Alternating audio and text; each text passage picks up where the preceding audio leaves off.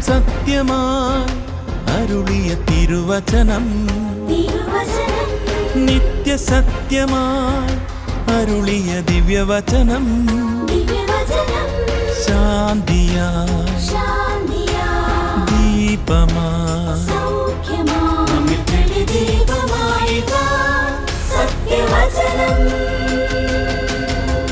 വിടുതലായി രക്ഷയായി സത്യവചനം സത്യം സത്യമാ സത്യം സത്യമാ സത്യം സത്യമാ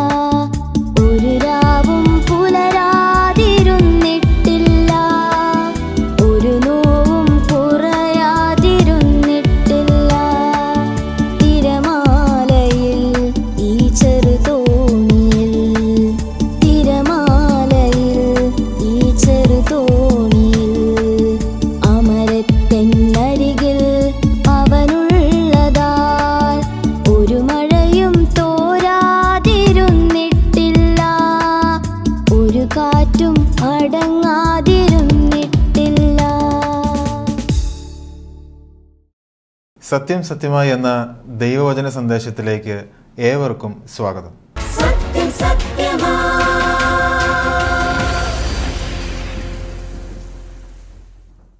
നമുക്ക് വിശ്വസിക്കുവാൻ ഏറ്റവും യോഗ്യനായ കർത്താവായ യേശുക്രിസ്തുവിൻ്റെ നാമത്തിൽ എന്നെ കേൾക്കുന്ന എല്ലാവർക്കും സ്നേഹ അഭിവന്ദനങ്ങൾ. ലോക ചരിത്രത്തിൽ ഏകദേശം 18,000-ലധികം ദൈവങ്ങളെ മനുഷ്യർ ആരാധിച്ചിട്ടുണ്ട്. അതിൽ ചില ദൈവങ്ങൾ ഈ ലോകത്തിൽ ജീവിച്ച് മൺമറഞ്ഞു പോയ ദൈവങ്ങളാണ്. എന്നാൽ മറ്റ് ചില ദൈവങ്ങളെന്ന് പറയുന്നത് അവർ പേരുകളിൽ മാത്രം ഒതുങ്ങിപ്പോയ ദൈവങ്ങളാണ്.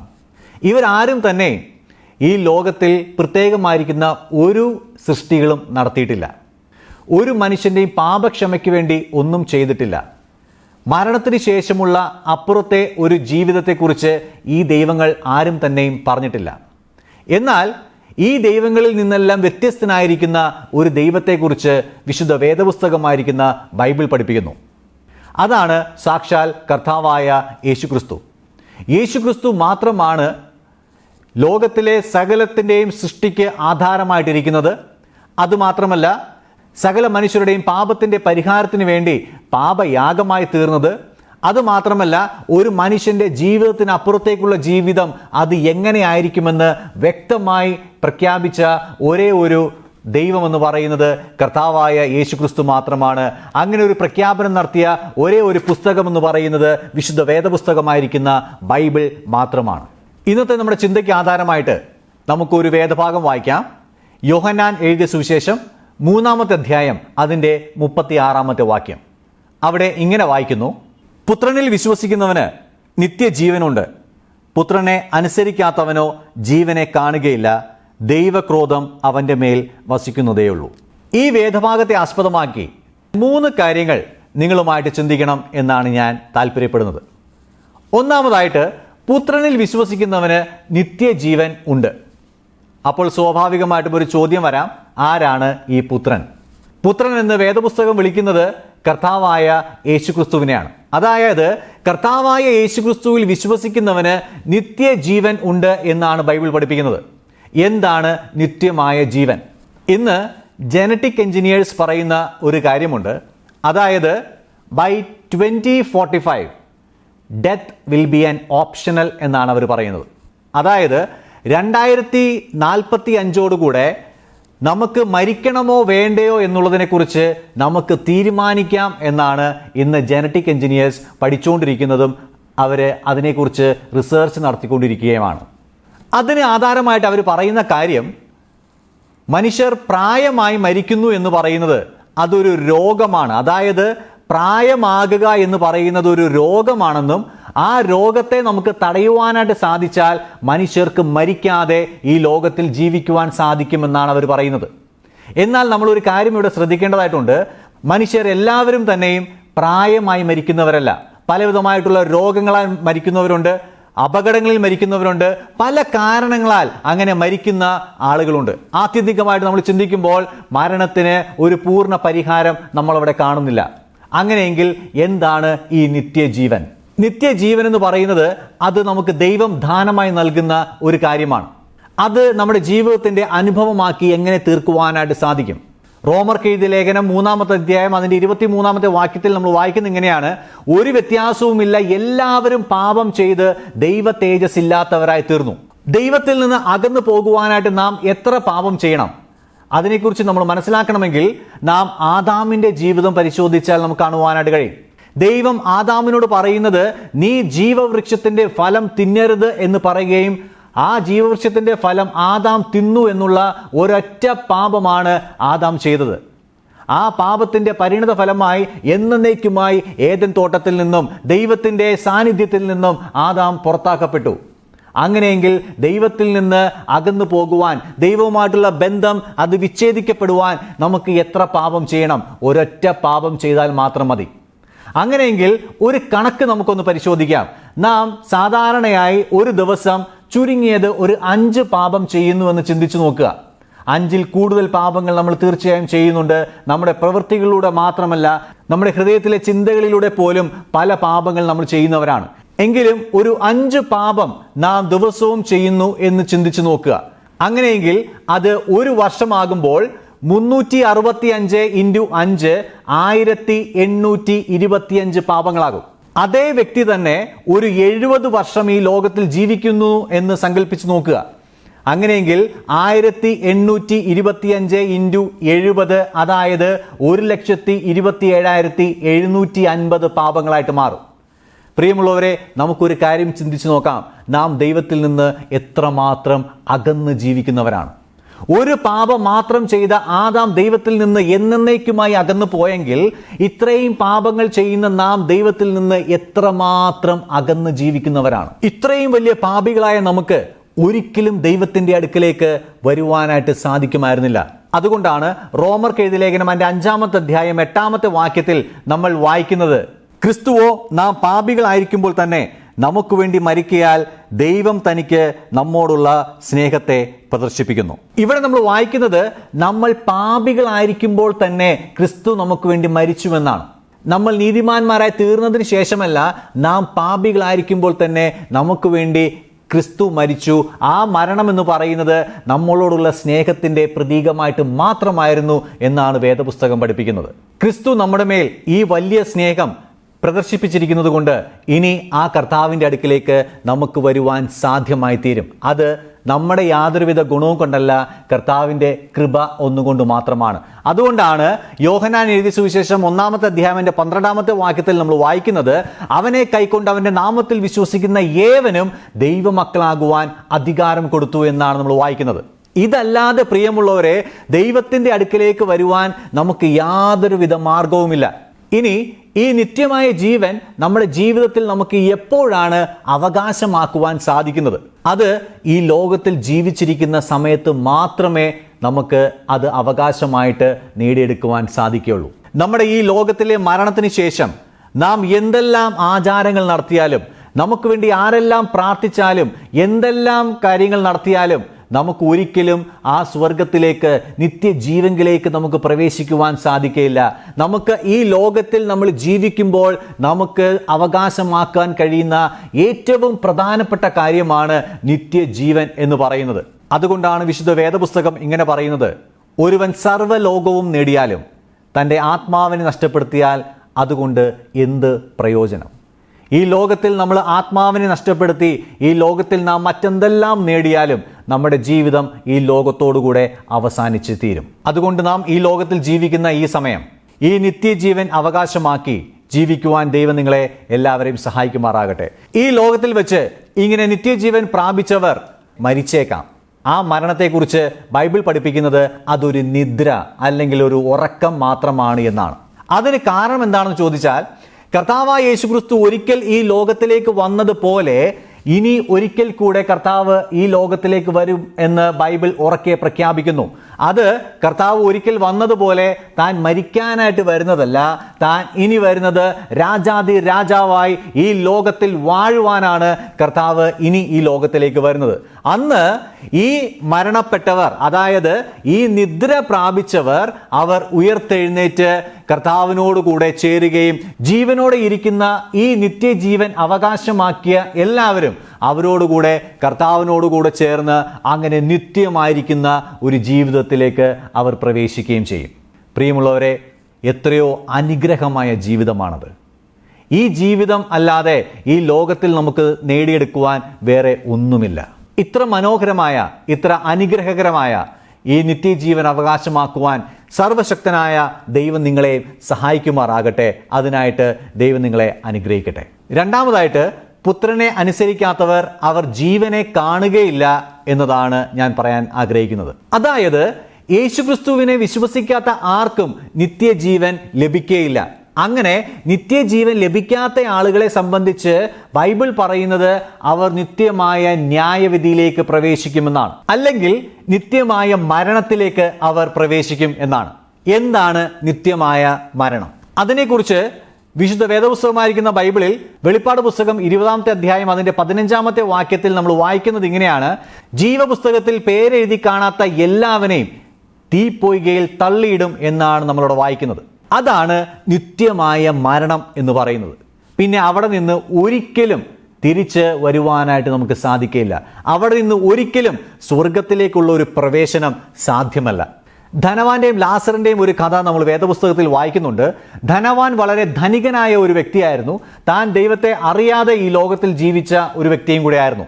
എന്നാൽ ലാസറിനെ സംബന്ധിച്ച് നമ്മൾ വായിക്കുന്നത് ലാസർ ദൈവത്തെ അറിഞ്ഞ ദൈവഭക്തനായ ഒരു വ്യക്തിയായിരുന്നു. രണ്ടുപേരും ഈ ലോകത്തിൽ മരിച്ചു. അവർ രണ്ടുപേരും നിത്യതയിലേക്ക് പ്രവേശിച്ചു. നിത്യത എന്ന് പറയുമ്പോൾ ലാസർ അബ്രഹാമിന്റെ മടിയിലേക്കും, അതായത് സ്വർഗത്തിലേക്കും, ധനവാൻ താൻ നരകത്തിലേക്കുമാണ് പോയത്. നരകത്തിൽ നിന്ന് താൻ നോക്കിയപ്പോൾ ധനവാൻ കാണുന്നത് ലാസർ അബ്രഹാമിന്റെ മടിയിൽ ഇരിക്കുന്നതായിട്ടാണ്. അങ്ങനെ ധനവാൻ ലാസറിനെ കണ്ടപ്പോൾ അബ്രഹാമിനോട് പറയുകയാണ്, അബ്രഹാം പിതാവേ, എൻ്റെ നാവിനെ തണുപ്പിക്കേണ്ടതിന് ലാസറിന്റെ വിരലിന്റെ അറ്റം വെള്ളത്തിൽ മുക്കി എൻ്റെ അടുത്തേക്ക് അയക്കണമേ എന്ന് പറഞ്ഞു. അതിന് മറുപടിയായി അബ്രഹാം പറഞ്ഞത് ഇങ്ങനെയാണ്, ഇവിടെ നിന്ന് അങ്ങോട്ടോ അവിടെ നിന്ന് ഇങ്ങോട്ടോ ആർക്കും പ്രവേശിക്കുവാനായിട്ട് സാധിക്കില്ല. പ്രിയമുള്ളവരെ, എത്രയോ ദാരുണമായ, എത്രയോ ഭയാനകമായ ഒരു നിത്യതയാണ് ധനവാന് ഉണ്ടായത്. ആ ഒരു നിത്യതയിലേക്ക് നമ്മൾ ആരും പ്രവേശിക്കാതിരിക്കണമെങ്കിൽ ഈ ലോകത്തിൽ വെച്ച് കർത്താവായ യേശുക്രിസ്തുവിനെ ഹൃദയത്തിൽ ഉൾക്കൊള്ളുകയും കർത്താവായ യേശുക്രിസ്തു എൻ്റെ പാപത്തിൻ്റെ പരിഹാരത്തിന് വേണ്ടി മരിച്ചുവെന്ന് നാം വിശ്വസിക്കുകയും ചെയ്യുന്നുവെങ്കിൽ നമ്മൾ ഈ നിത്യമരണത്തിൽ നിന്നും നാം നിത്യമായിരിക്കുന്ന ജീവങ്കിലേക്ക് പ്രവേശിക്കും. മൂന്നാമതായിട്ട് ഒരു കാര്യം കൂടെ പറഞ്ഞ് ഞാൻ അവസാനിപ്പിക്കാം. അനുസരണക്കേട് നമ്മുടെ മേൽ ദൈവക്രോധത്തിന് കാരണമാകുന്നു എന്നുള്ളതാണ്. എന്താണ് ദൈവക്രോധം? കർത്താവായ യേശുക്രിസ്തുവിനെ വിശ്വസിക്കാത്തവർ, അവരെക്കുറിച്ചാണ് ഇവിടെ അനുസരണക്കേട് കാണിക്കുന്നവർ എന്ന് പറയുന്നത്. അങ്ങനെയുള്ള ആളുകളെ സംബന്ധിച്ച് അവരുടെ മേലാണ് ഈ ദൈവക്രോധം വരുന്നത്. ഈ ദൈവക്രോധം എന്ന് പറയുന്നത് ദൈവം കർത്താവായ യേശുക്രിസ്തുവിനെ രക്ഷിതാവും കർത്താവുമായി സ്വീകരിക്കാത്തവർക്ക് ഒരുക്കിയിരിക്കുന്ന ന്യായവിധിയെക്കുറിച്ചാണ്. ആ ന്യായവിധിക്ക് ശേഷം ഒരിക്കലും അവസാനിക്കാത്ത നിത്യമായിരിക്കുന്ന ദണ്ഡനത്തിലേക്ക് പാപികളായ മനുഷ്യരെ ദൈവം അയക്കും. അന്ന് ആ നരകത്തിൽ കിടന്നുകൊണ്ട് ധനവാൻ പറഞ്ഞതുപോലെ എനിക്ക് ഒരു അവസരം കൂടെ നൽകണമേ എന്ന് പറഞ്ഞാൽ, ധനവാനെ പോലെ എനിക്ക് ഒരു തുള്ളി വെള്ളം എൻ്റെ നാവിന്മേൽ തരണമേ എന്ന് പറഞ്ഞാൽ ആരും നമുക്ക് അങ്ങനെ ഒരു അവസരം ഒരുക്കി തരില്ല. ഈ ലോകത്തിൽ നമുക്ക് നേടിയെടുക്കുവാൻ കഴിയുന്ന ഒരേ ഒരു കാര്യമാണ് ഈ കർത്താവായ യേശുക്രിസ്തുവിനെ നമ്മുടെ ഹൃദയത്തിൽ സ്വീകരിച്ച് നിത്യമായ ജീവൻ അവകാശമാക്കുക എന്ന് പറയുന്നത്. ഈ ദൈവത്തിൻ്റെ ക്രോധപാത്രങ്ങളായി തീരാതെ കർത്താവായ യേശുക്രിസ്തുവിനെ നമ്മുടെ ഹൃദയങ്ങളിൽ നമുക്ക് സ്വീകരിക്കാം. ഞാൻ ഒരിക്കൽ കൂടെ അടിവരയിട്ട് പറയാം, നമ്മുടെ ഈ ലോകത്തിലെ ജീവിതത്തിനപ്പുറത്തേക്ക് നമ്മൾ പ്രവേശിച്ചതിന് ശേഷം ഈ ലോകത്തിൽ ഇരുന്നു കൊണ്ട് ആര് നമുക്ക് വേണ്ടി എന്ത് പ്രാർത്ഥന, എന്ത് ആചാരങ്ങൾ നടത്തിയാലും നമുക്ക് സ്വർഗത്തിലേക്ക് പ്രവേശിക്കുവാൻ, നിത്യമായിരിക്കുന്ന ജീവിതത്തിലേക്ക് പ്രവേശിക്കുവാൻ നമുക്ക് സാധിക്കില്ല. അതുകൊണ്ട് നിത്യമായിരിക്കുന്ന ജീവിതം നമുക്ക് നൽകുവാൻ കഴിയുന്ന, ദൈവമക്കളാക്കി നമ്മളെ തീർക്കുവാൻ കഴിയുന്ന ആ കർത്താവായ യേശുക്രിസ്തുവിൽ നമ്മുടെ പൂർണ്ണ വിശ്വാസവും സമർപ്പിച്ചുകൊണ്ട് നമുക്ക് കർത്താവിൻ്റെ മക്കളായി, ദൈവമക്കളായി ഈ ലോകത്തിൽ ജീവിക്കാം. അതിനായി സർവശക്തനായ ദൈവം നമ്മളെ എല്ലാവരെയും സഹായിക്കട്ടെ എന്ന് പ്രാർത്ഥിച്ചുകൊണ്ട് ഞാൻ എൻ്റെ വാക്കുകൾ നിർത്തുന്നു. ദൈവം നമ്മളെ സഹായിക്കുമാറാകട്ടെ.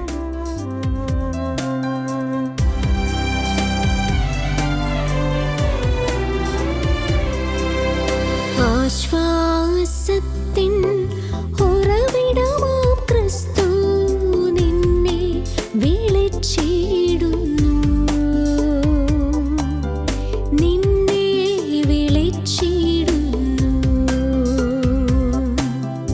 ആശ്വാസത്തിൻ ഉറവിടമാം ക്രിസ്തു നിന്നെ വിളിച്ചിടുന്നു, നിന്നെ വിളിച്ചിടുന്നു.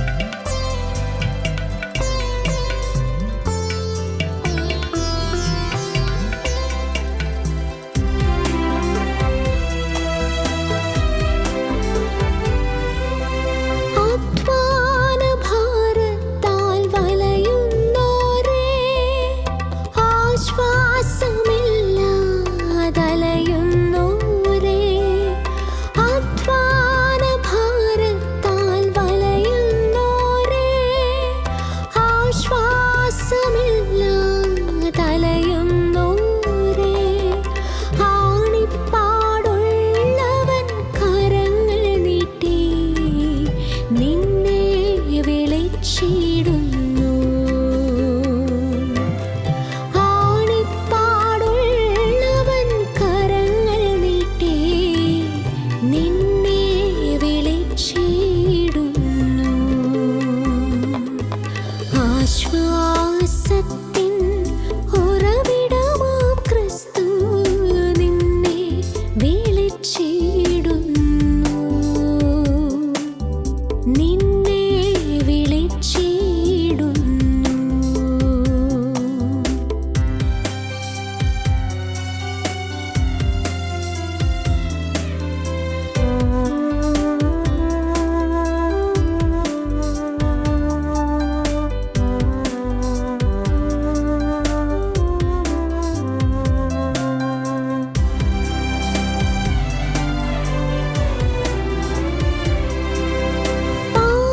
പാപാന്ധകാരത്തിൽ കഴിയുന്നോരേ, രോഗങ്ങളാൽ മനം തകർന്നവരേ, പാപാന്ധകാരത്തിൽ കഴിയുന്നോരേ, രോഗങ്ങളാൽ മനം തകർന്നവരേ, നിന്നെ രക്ഷിപ്പാനവൻ കരങ്ങൾ എന്നെന്നും മതിയായവ.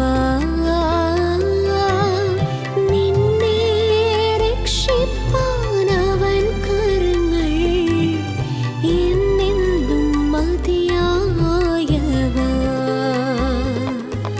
ആശ്വാസത്തിൻ ഉറവിടമാം ക്രിസ്തു നിന്നെ വിളിച്ചിടുന്നു. കർത്താവിൻ്റെ വിലയേറിയ നാമത്തിന് ഏറ്റവും മഹത്വമുണ്ടാകട്ടെ. വളരെ അനുഗ്രഹിക്കപ്പെട്ട ഒരു സന്ദേശമാണ് നമ്മൾ ഈ കഴിഞ്ഞ നിമിഷങ്ങളിൽ കേട്ടുകൊണ്ടിരുന്നത്. മരണത്തിനപ്പുറമുള്ള ജീവിതത്തെക്കുറിച്ച് വളരെ അവ്യക്തമായിരിക്കുന്ന ചിന്തകളാണ്, വിശ്വാസങ്ങളാണ് മനുഷ്യർ വെച്ച് പുലർത്തുന്നത്. മരണത്തിനപ്പുറമുള്ള ജീവിതത്തെക്കുറിച്ച് യാതൊരു ചിന്തയോ അതിനെ സംബന്ധിച്ചുള്ളതായിരിക്കുന്ന വിശ്വാസങ്ങളോ ഒന്നും തന്നെ മനുഷ്യരുടെ ഹൃദയത്തിലില്ല എന്നുള്ളത് അവരുമായി സംസാരിക്കുമ്പോൾ നമുക്ക് മനസ്സിലാക്കുവാൻ കഴിയുന്ന ഒരു സത്യമാണ്. എന്നാൽ കർത്താവായ യേശുക്രിസ്തുവിനെ അനുഗമിക്കുന്ന ആളുകൾക്ക് നിസ്സംശയം പറയുവാനായിട്ട് സാധിക്കും, മരണത്തിനപ്പുറം ഒരു ജീവിതമുണ്ട്. അത് കർത്താവായിരിക്കുന്ന യേശുക്രിസ്തുവിൽ വിശ്വസിക്കുന്നവർക്ക് മാത്രമാണ് ലഭിക്കുന്നത്. അത് സ്വർഗരാജ്യം അവകാശമാക്കുവാനായിട്ട് കഴിയും എന്നുള്ളതായിരിക്കുന്ന കാര്യങ്ങൾ വളരെ ഉറപ്പോടുകൂടെ അവർക്ക് പറയുവാനായിട്ട് കഴിയും. അതിൻ്റെ കാരണം എന്താണെന്ന് ചോദിച്ചു കഴിഞ്ഞാൽ, മരണത്തിനപ്പുറമുള്ള ഒരു ജീവിതത്തെക്കുറിച്ച് വ്യക്തമായി സംസാരിച്ചിരിക്കുന്നത് കർത്താവായിരിക്കുന്ന യേശുക്രിസ്തു മാത്രമാണ്. എന്ന് മാത്രമല്ല, കർത്താവായ യേശുക്രിസ്തുവിൽ വിശ്വസിക്കുന്നവർക്ക് നിത്യജീവൻ ഉണ്ട് എന്ന് ദൈവത്തിൻ്റെ വചനമായിരിക്കുന്ന ബൈബിൾ അടിവരയിട്ട് പറയുന്നുണ്ട്. യോഹന്നാൻ്റെ സുവിശേഷം 3-ാം അധ്യായം 36-ാമത്തെ വാക്യത്തിൽ വായിക്കുന്നത് ഇങ്ങനെയാണ്: പുത്രനിൽ വിശ്വസിക്കുന്നവന് നിത്യജീവൻ ഉണ്ട്. അവിടെ ഉണ്ടാകുമായിരിക്കും അല്ലെങ്കിൽ ഉണ്ടായേക്കാം എന്നുള്ളത് മാത്രമല്ല, ഉണ്ട് എന്നുള്ളതായിരിക്കുന്ന ഉറപ്പാണ് ആ വാക്യത്തിൽ കാണുവാനായിട്ട് സാധിക്കുന്നത്. അത് വെറും ഒരു ജീവനല്ല, മറിച്ച് ഒരിക്കലും അവസാനിക്കാത്ത നിത്യജീവനുണ്ട് എന്നാണ് പറഞ്ഞിരിക്കുന്നത്. പ്രിയപ്പെട്ടവരെ, ഇത്ര വ്യക്തമായി ദൈവത്തിൻ്റെ വചനമായിരിക്കുന്ന ബൈബിൾ ഇങ്ങനെ പറയുന്നുവെങ്കിൽ അതെ, തീർച്ചയായും അത് സത്യമാണ്. കർത്താവായ യേശുക്രിസ്തുവിൽ വിശ്വസിക്കുന്നവർക്ക് രക്ഷയുണ്ട്, പാപമോചനമുണ്ട്, മരണത്തിനപ്പുറമുള്ള ഒരു ജീവിതമുണ്ട്, നിത്യമായിരിക്കുന്ന ഒരു ജീവിതമുണ്ട് എന്ന് നമുക്ക് കാണുവാനായിട്ട് സാധിക്കും. പ്രിയപ്പെട്ടവരെ, എന്നെ കേൾക്കുന്ന പ്രിയ കേൾവിക്കാരെ, നിങ്ങളുടെ ജീവിതത്തിൽ പാപം നിങ്ങളെ അലട്ടുന്നുണ്ടോ? അതല്ലെങ്കിൽ മറ്റേതെങ്കിലും നിലയിലുള്ളതായിരിക്കുന്ന അടിമത്തം, ഒരുപക്ഷെ മദ്യത്തിൻ്റെ അടിമത്തമായിരിക്കാം, ലഹരി വസ്തുക്കളുടെ ബന്ധനങ്ങളായിരിക്കാം, പാപകരമായിരിക്കുന്ന ചിന്തകളായിരിക്കാം, മോഹങ്ങളായിരിക്കാം, മറ്റേത് ബന്ധനങ്ങളാണെങ്കിലും പ്രിയപ്പെട്ടവരെ, നിങ്ങൾ കർത്താവായിരിക്കുന്ന യേശുക്രിസ്തുവിലേക്ക് വന്നാൽ നിങ്ങളുടെ ഏത് കടും ചുവപ്പായിരിക്കുന്ന പാപവും ഹിമം പോലെ വെളുക്കുവാൻ അത് പ്രിയപ്പെട്ടവരെ കർത്താവായ യേശുക്രിസ്തുവിൻ്റെ രക്തം മതിയായതാണ്.